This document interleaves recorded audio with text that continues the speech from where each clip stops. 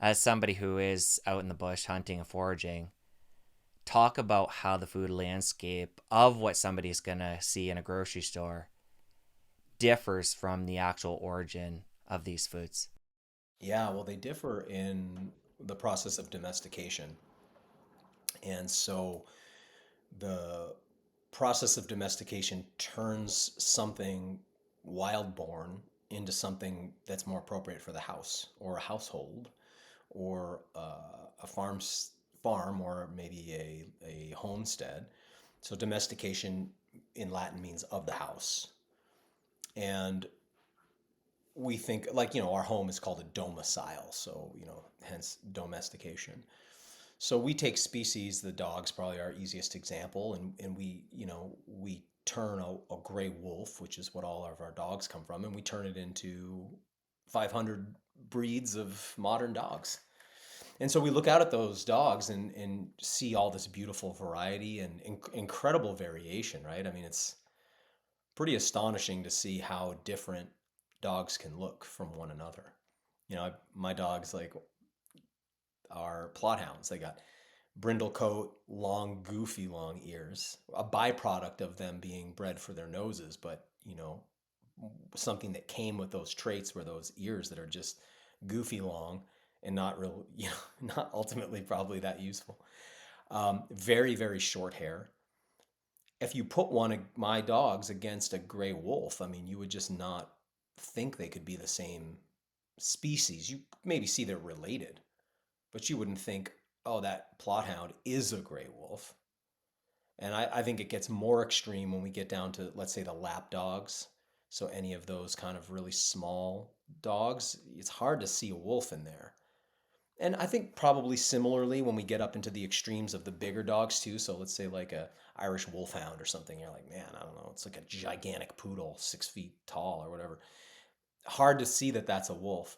But when you get into some of those middle varieties of dogs, like a Alaskan Malinois, or sorry, Belgian Malinois, or Alaskan Malamute, or a German Shepherd, or any of those sled dogs, Huskies, they look like wolves. You can see it. Well, all dogs come from wolves.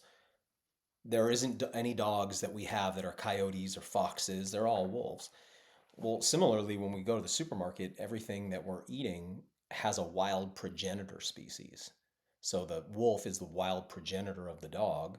Similarly, all of our, like I mentioned before, Queen Anne's lace, very common roadside wild plant, is the wild progenitor of the carrot. Now, if you pull one up, it's got a taproot the size of your pinky, smells like a carrot. The color is pale, almost like cream colored. It's very fibrous. There's no biting off a carrot. It's not high in sucrose the way a carrot is.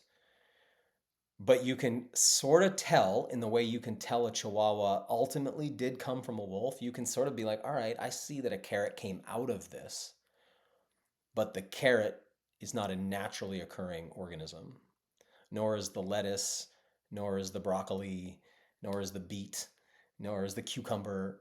In fact, when we go to the supermarket, almost nothing in there actually comes from the wild world without first having been altered by people into its domestic form.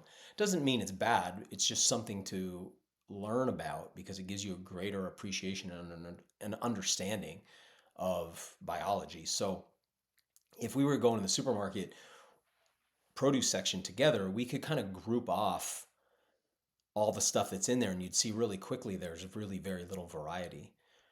So it can be confusing to people because they think that they're getting a lot of variety when they buy things that look different from each other in the supermarket, not necessarily realizing.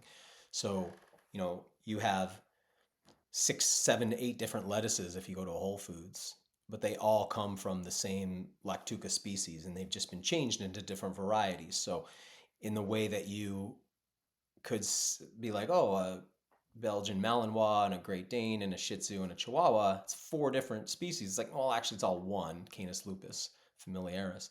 Well, all those lettuces are just one species. Um, so, you could think you were eating different plants if you ate beets and you ate Swiss chard, and you might not realize that those are the same plant. or you could have turnips and canola oil and not realize like, oh, it's one plant. Or you could have broccoli, cauliflower, Brussels sprouts, kale, kohlrabi, even cabbages. They're all one species. So it looks like a lot of stuff. And then you have like families too, like the nightshades. We have quite a few of them in our food supply. So it'd be like potato, tomato, eggplant. These are all in the same family group. And so there's very little in the supermarket compared to what you'd eat out in the wild. So there's a sort of general ideas like a hunter gatherer eats 1 to 2,000 species, individual unique species a year, whereas an American eats like 30 species a year. So incredible truncation of varieties taking place because we focus in on those domestic varieties. Now, when we domesticate something, what we tend to do is a few things. We Domestication's got this characteristic called neoteny, and neoteny means that the adult form continues to carry on the juvenile characteristics. So, if you have a dog, this is a great way to think about it. Think about how a wolf puppy looks, and if you're not familiar, it's worth looking up because a wolf puppy is cute. A wolf pup's cute. Curly tail, floppy ears, goofy, rolls around, playing all day. Hard to tell the difference between that and what we'd think of as a puppy. But when it matures, you got a whole different creature on your hands now. You got an animal you can't keep in the house. You got a ravenous wolf, a pretty dangerous animal, a very self-deterministic animal. It no longer has floppy ears. It no longer has a curly tail. It's no longer playful. It sheds the juvenile characteristics in favor of the adult characteristics. But when we breed a dog, what we do is we carry forward those juvenile characteristics. I think there's a lot of science for this, but let me kind of give a non-scientific but kind of general way to think about it. When you domesticate something, you take total control over its needs, essentially. When you do that, a thing can give up all of its defenses. So if I say to the dog, hey, look, the wolf, you don't need to hunt anymore. I've got kibble for you. I'll bathe you. You don't need to run with the pack anymore. I'm your pack now. You don't need to worry about the cold anymore. You've got all that thick double coated fur. Like, hey man, it's going to be warm in the house. Like, and it can slowly give all that up until you have this adult dog that still has a curly tail, floppy ears, short hair, acts goofy like a puppy, but it's an adult. Like, think of maybe like a golden retriever. It's a kind of a good example. It's got the characteristics of a wolf pup, but it's an adult now. Well, that's kind of what we're doing also with plants. And so when a when we domesticate a plant, one of the things we want to do is make it meristematic for longer. So meristem means when a young shoot first comes out of the ground or a new shoot grows off a plant, it's very soft, and we call that meristematic, and you can eat that, but that's food. But I don't know if you've ever experienced this. You might have experienced it, like if you get bad meal at a restaurant or something, or you get some old asparagus, something like that, where you're chewing and you get a bit that you're like, that's not food. It's like fiber. It's turned to plant. Yeah. Oh It's yeah. gone from being meristematic and soft to being like, you just know it's not food anymore. Um, I want people to know as a forager, I'm eating good food. I'm not eating like sticks and twigs that are like, I'm there's some incredible food in the wild world. I really encourage people to check out WildFed and see some of the food we're eating. But um, when a plant matures, it becomes fibrous. Another thing that will happen, so we're trying to breed for that softness in a big vegetable. Because typically in a wild plant, by the time it gets big, it's all fiber. You got to eat it when it's young and tender and it's a shoot still. Another thing is as the season progresses, so here in Maine, when plants first come up in the spring, it's been so cold that the insects haven't really gotten going yet.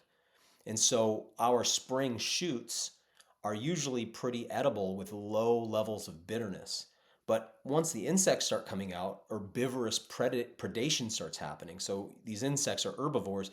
They start eating plants. Well, plants start to do what they do, which is produce chemicals that ward off herbivorous predation. So they become bad tasting. And they become bad tasting so that they'll be eaten less, right? So what we do is we breed out that bad tastingness and we produce plants that get big but still taste mild. This is a really important thing for your audience to understand. This is why it's so hard to grow food. When you want to grow food organically, you realize, oh man, like everything's coming out of the wood line here to eat my whatever it is you're growing.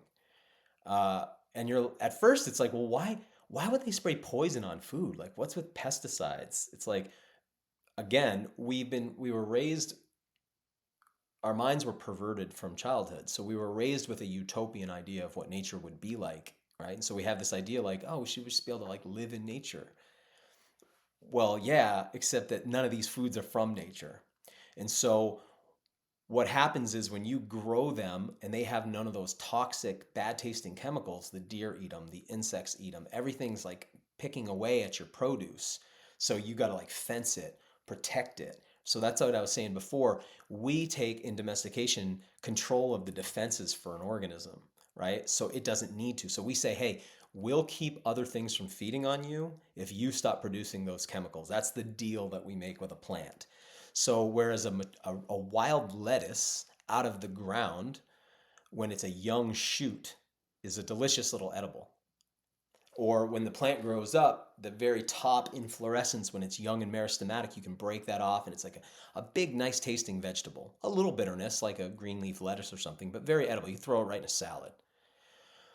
As soon as that thing starts to mature, it tastes terrible and it exudes so much white latex. It's not food anymore. Well, it's doing that to protect itself. Well, what have we done with our lettuces is we've got them to stop doing that by protecting them for them. So we keep the aphids off and we keep the ants off and we keep the deer off. And so it becomes a good tasting vegetable, but its problem is it can't survive on its own like that. So I always joke, hey, why doesn't your lettuce escape your garden and take over your lawn? Well, it just can't. It needs so much individual care that without people, it can't survive because everything's just going to come eat it. It has no defenses. It has no protective chemical bad tastingness anymore. Or the dog, like the dog loses all of its like aggressiveness in the domestication process. So we've taken all our plants and we've bred them to be sugary and sweet and soft and gentle and easy to digest. But then we've lost a whole bunch of things that we don't realize and we've gained things that aren't good for us. So now we're learning, oh, well, like all that sugar, it's like probably not really that good for us, right? Fructose is a fairly natural sugar. Fructose is a simple, you know, monosaccharide, but too much of it is not good for you. That was never a problem because you would have a hard time in nature accessing a lot of it. So if we go out foraging right now, it's blackberry season here in Maine. We just got through right at the tail end of blueberries. Blueberries, wild ones, not crazy sweet. And their peak sweetness only lasts a couple of days. So the days leading up to that, I'm eating blueberries and they're good. I like them, but they still got a lot of acidity. They're not quite there yet. And then there's like a week where you're like, man, they're really sweet. And then right now, there's still some blueberries on the landscape. They don't taste great. And then right now, we're in not great tasting blackberries, but in the next few days, they're going to get real good. And then that's going to do the same thing. They're going to lose that sugariness. There's only a short moment where there's like peak sugar going on. So human beings were built with this inborn desire to seek this sweet flavor. We love it.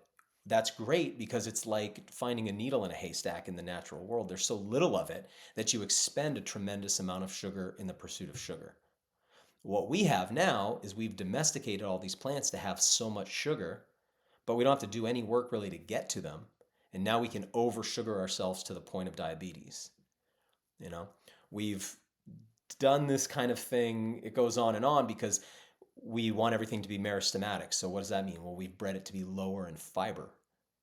And so turns out fiber is more than just helping you poop well. Fiber is the substrate for your whole microbiome in your gut. And if you don't have those fibers because you're eating plants that are basically like baby food, well, then it's going to be a struggle to get your fiber needs met.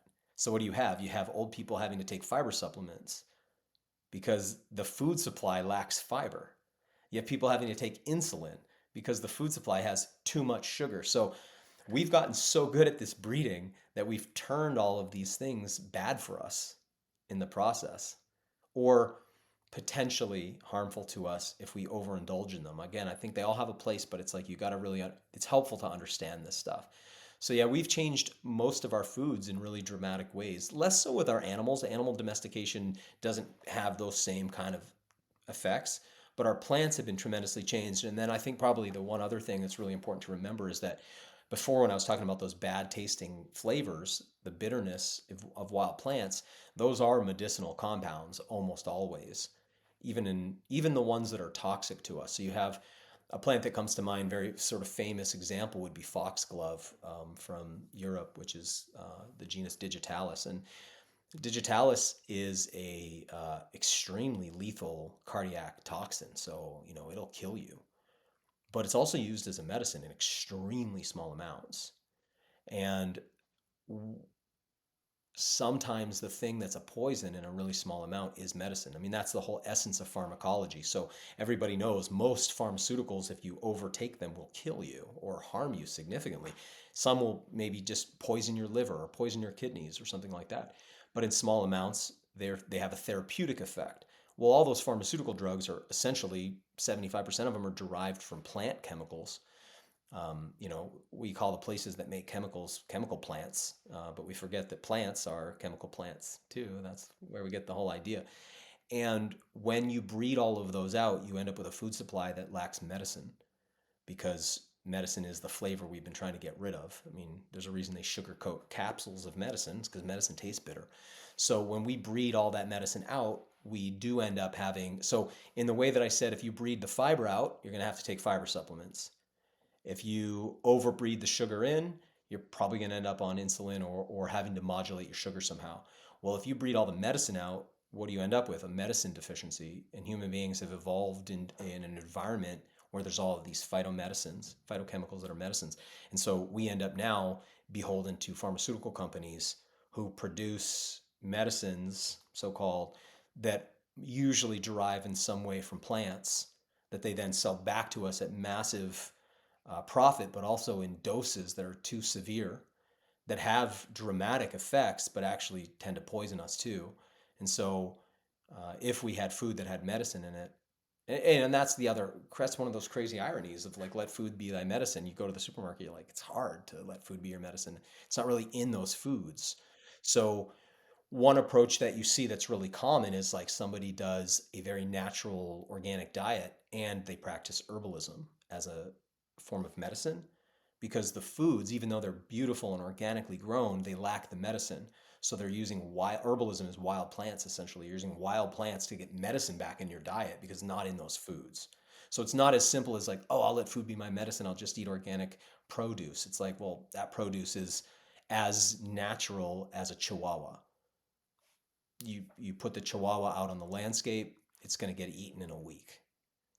If it lasts a week, you put your lettuce or your eggplant or whatever it is out in the woods or out in the field somewhere, like it's gone. It can't survive on its own. And so, that's, I guess, the essence of domestication. So when you go to the supermarket, to come back around to the beginning of your question, you go to the supermarket, you're looking at like, it's more like a dog park than it is like a forest when it comes to what's available there. All right, that was a great overview. And it sounds like there's a couple of different solutions to what you just stated, either foraging and bringing some of these medicinal plants in to balance out what you're getting at the supermarket, or purchasing herbs that still have that potency. Mm-hmm. Yeah, yeah, we're foraging them. But go more into the practical, given what you just stated, and a lot of people are still going to be, at least temporarily, buying a lot of their food at the supermarket, knowing now what they know from you. What does that look like in a practical sense to balance that out? It sounds like the stuff we're buying at the store isn't toxic. It's actually the opposite because we've bred a lot of that medicine out of it. But how do we build that back up and create balance within the body? Well, it can be really simple. Yeah, and I just want to kind of I appreciate what you just said. Outside of the excess sugar, it's typically non-toxic. In fact, a lot of the plants that we're now eating are toxic in their wild form. So, I mean, that's kind of fascinating too. But yeah, so I think that can be as simple as somebody drinks herbal tea, right? And that tea that they select is based on their particular temperament, their body's needs, whatever they need medicinally. So it's like, oh, if you know your issues blood pressure, or you know your issues blood sugar, or you know your issues, pick your poison kidney issues or whatever your thing is. Maybe you go, hey, I'm going to start doing herbal teas, but I'm going to select herbs that are known to be good for my particular thing. So in other words, I don't think it's enough to be like, well, I'll just have chamomile tea. It's like chamomile's great and it tastes delicious, but I mean, it doesn't pack a lot of medicinal punch, you know. So maybe it's about selecting herbs that have more potent effects. I really love a blend of dandelion root and burdock root, dandelion leaf, stinging nettle leaf. I like those mixed together. Yellow dock's a nice one to add a little bit into that tea. Now you've got this potent liver, kidney cleansing kind of a thing that tastes really good and can be drank regularly. I really like to make teas out of medicinal mushrooms, so chaga and reishi are a couple of my favorites. My company Surthrival, we've sold those herbs forever because they're just so beneficial to people for immunity and for as adaptogens. And so I think something like that regularly worked into your diet's really important. And then that combined with clean eating is a really good approach, because clean eating just on its own, like we said, it's just too clean actually. And what you need is, it's strange, but it's like a little bit of something bad is what's good. So it's a little bit of poison create, in the form of these phytochemicals that would be poisonous if you took large amounts. That little bit stimulates, it's called hormesis, stimulates a healing response in the same way that a little bit of musculoskeletal damage from weight training creates a great adaptation that we want. So it's like, I would like my muscles to be bigger. What do I got to do to do that? Oh, I got to actually damage them a little bit to get them there. Well, it's like I want something that's, going to help purge my liver. What do I need? Well, something that your liver's like, oh, too much of that would be bad. So it kind of works like that. Um, so I think, yeah, a tea is a great way to do that. I think also, looking at heirloom varieties of our vegetables is a smart idea. So I think the starting point for a lot of people is going to be what's at my local supermarket. Or if you live rural like me, it's like, well, I got to drive an hour and 10 minutes to a Whole Foods. But we have farmers markets here, which is great, so I can connect in that way. But at my supermarket, it's not going to be that easy. So maybe it's like, okay, from my supermarkets where I start, I'm going to get the best food I can there. But then, maybe it's like go to your farmer's market and you start looking for varieties that you've never seen before of fruits and vegetables. And you're like, ooh, that's an interesting take on it, because we used to have a lot more variety as well. And so you'll get more phytochemistry that way. I think looking for brighter colors in your fruits and vegetables, really, really smart. Purples, reds, yellows. Probably the hardest to find, blue. Blue is very difficult to find in the natural world, and blue is very good for you. It sounds funny, but blue is good for you. So that's one of those ways as well. And just to bring it around to animals, the major thing that happens with animals that we eat that are domesticated, like I said, domestication doesn't change the composition of our animals dramatically. What does is what they eat. Of course, most of your audience probably already knows this, but largely our domestic animals lack in omega 3s. So that's one of the challenges with them, is they'll be low in alpha linolenic acid. And so when they're eating their natural diet, typically, foraging, if it's chickens, they need to be able to eat insects. If it's cows, they need to be able to eat grass. They need to have natural forage. So if they're just being fed grain, grains are just notoriously rich in omega 6, also an essential fat. Omega 6 got such a bad rap right now. It's like, hey man, you kind of need a bunch of omega 6 actually. It just needs to be balanced with omega 3, right? Those are those fish oils, the omega 3s. The omega 6s are those seed oils. And when you feed grains to animals, you're going to accumulate mostly omega 6s and they're going to be low in omega 3s. But if they can get out on fresh growing green grass, there's a lot of omega 3, they'll bioaccumulate that, or chickens will get that from insects. So you want animals raised on as natural a diet as you can get, or as close to their natural diet as you can get. And you want plants grown as close to wild with genetics that are as close to wild as you can get. So if you go into a supermarket and they've got, cotton candy grapes, I don't know if have you ever had those? I've seen them. I don't think I've had them. They taste like cotton candy. It's the amount of sugar is crazy, and there's no seeds, of course. So you've got a non-fertile hybridized fruit that's exceptionally high in sugar. But maybe they got a black grape with a seed in it, and that grape's not as sweet.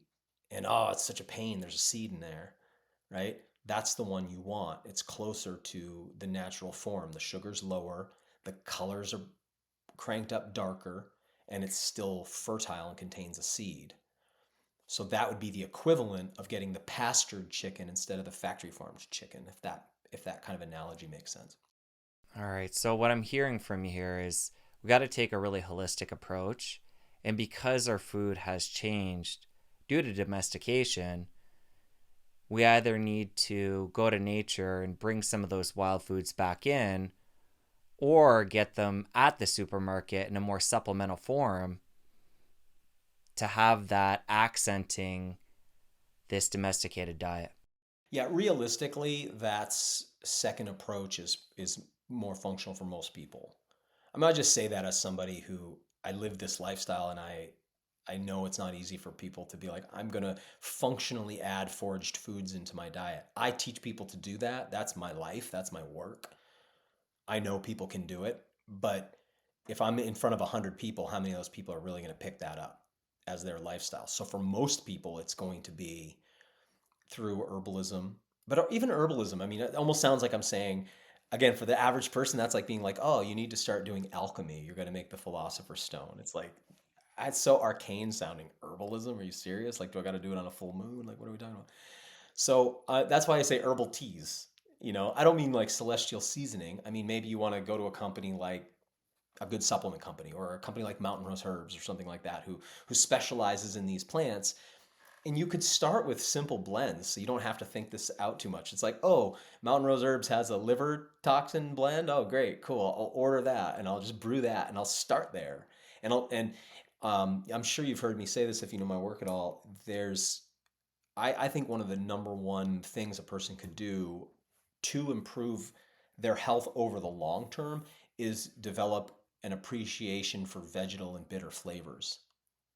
So think about that crazy looking sort of purple red plant that you get at the supermarket called endive.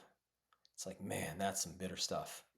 Most people, it's like, if it's on their plate in their salad, they'll act like it's a garnish and kind of shuffle it to the edge of the plate. But that's the kind of thing that's really beneficial for us to develop an appreciation for. There's science on this that if you don't get exposed to bitter flavors as a young person, you're less likely to like them as an adult. And so most of us, again, we've had our minds perverted, intentionally perverted from childhood and before that. So we were raised around, how old are you, Jesse? I'm 43. Cool. I'm 40, I'll be 47 this year. So we kind of have similar era. You remember growing up, like every cartoon, every kid show, every sitcom, the kids are always like, I don't want vegetables. I hate broccoli. I hate green stuff. Like, I actually didn't. I liked savory food as a kid, but I thought I was supposed to hate it because I had always heard, oh, kids hate this stuff. You have to force them to eat it. You know what I mean? That mentality where it's almost like we were raised to embrace processed foods.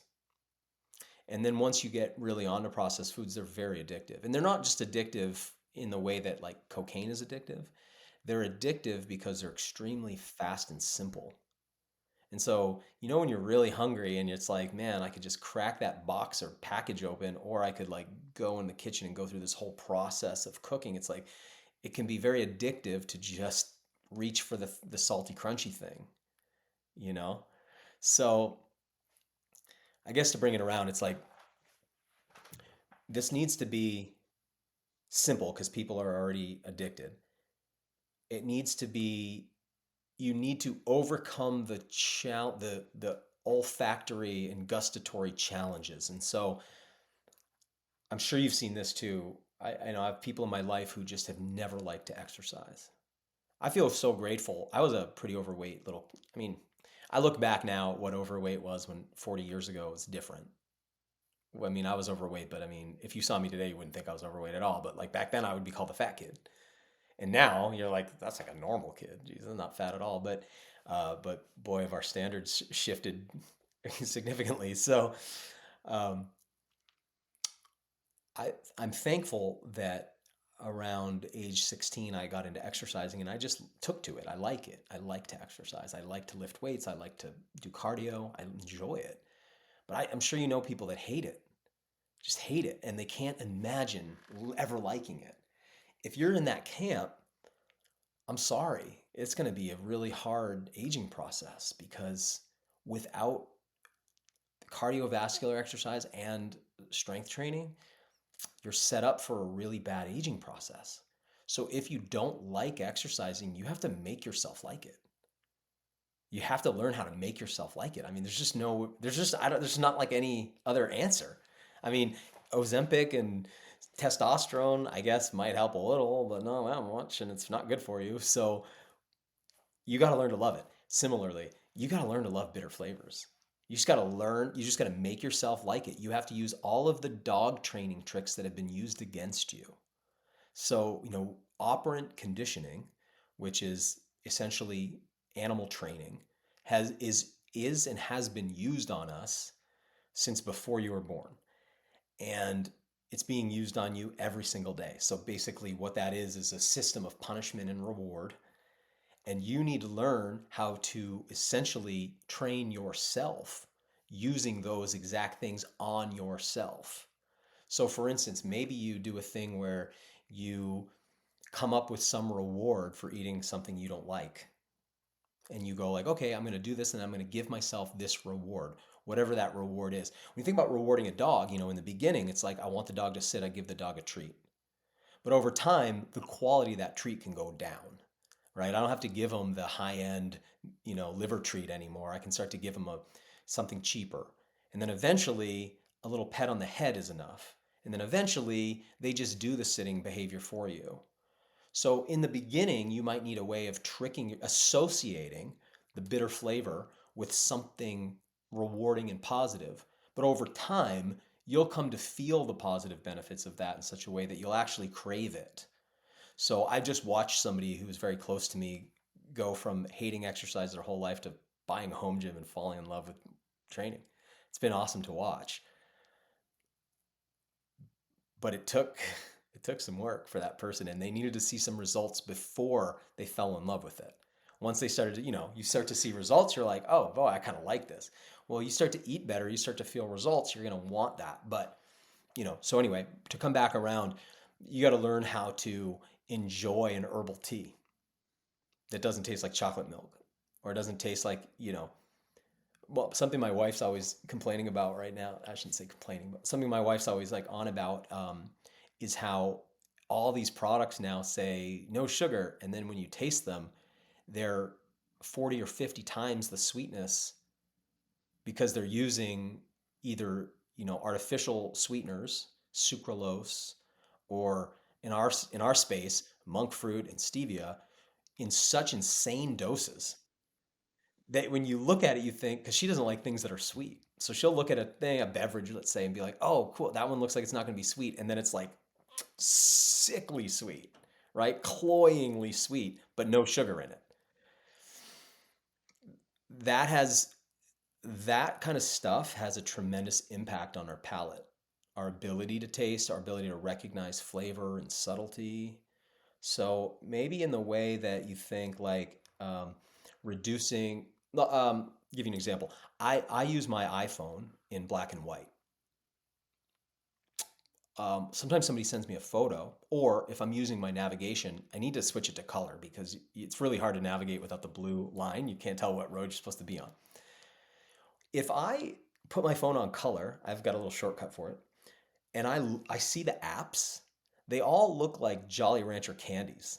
They are so enticing, blues and greens and reds and all these like colors, and it's ultra stimulating. I had a friend who went to prison just before cannabis got legalized. He went to prison for cannabis, and he was there for several years. And when he got out, he first place he went, his family picked him up and they brought him to a convenience store just on the drive home. They stopped to get gas and some snacks or something, and he was like, I couldn't believe. He was like, when I walked into the supermarket, I mean, into the convenience store, and I saw the candy aisle, I hadn't seen colors like that. He said for years, and it was so stimulating. He was like, it was almost like a psychedelic vision, the brightness and the enticingness and how stimulating it was to his mind, right? That's how our phones are, so stimulating to our minds that when we try to just have conversations now or do regular things, it's difficult because we're used to operating in a hyper stimulated state.